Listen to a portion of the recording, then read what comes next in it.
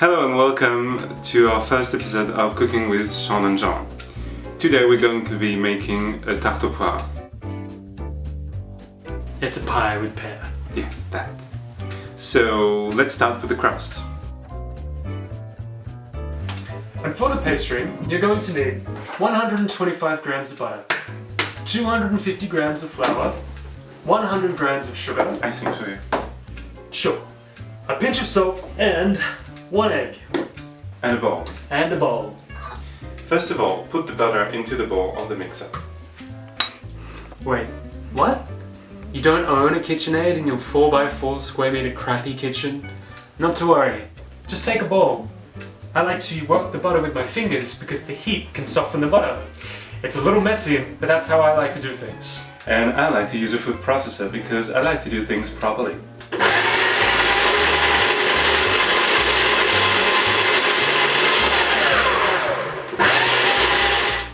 Once the butter is soft, add the 140 grams of sugar.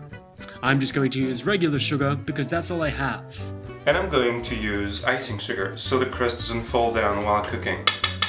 Stir this around until the butter turns creamy and fluffy. Now, add your egg, pinch of salt,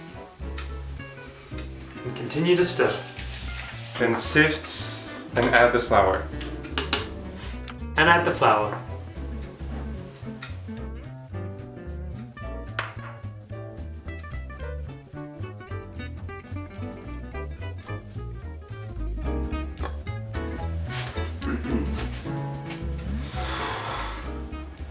Make sure to mix the flour in well and start to work the pastry into a ball.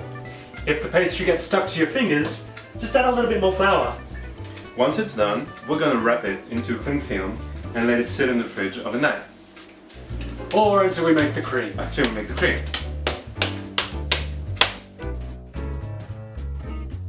For this, you're going to need 8 eggs, 140 grams of sugar, 50 grams of cornstarch, half a litre of milk, and some vanilla essence. 2 pots of Tahiti vanilla.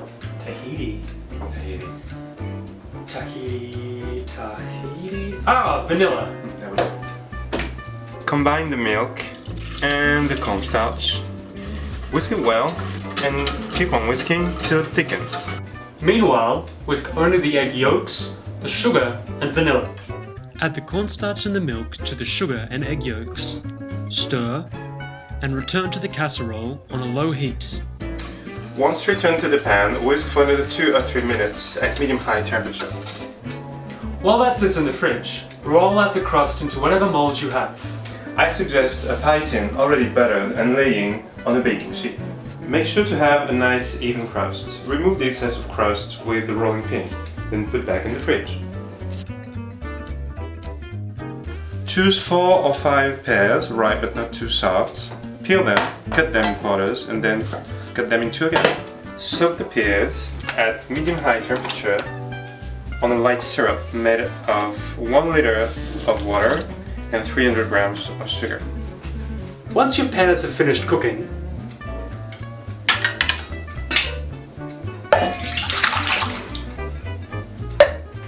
bake your pastry at 180 degrees for 20 minutes, depending on your oven.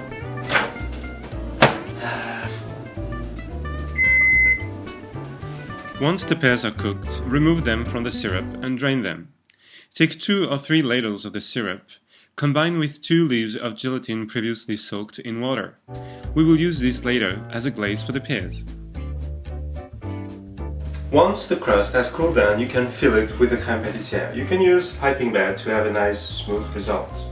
Or a spoon would be fine too. Once you've thinly sliced the pears, you can just lay them on top of the cream and then put it back into the fridge until you serve it. Your pie is done. You can choose whatever fruit you want, depending on the season. That's why I chose pears. Sure, but your friends won't mind what fruit you choose because you just made them a pie. Regardez, croisière.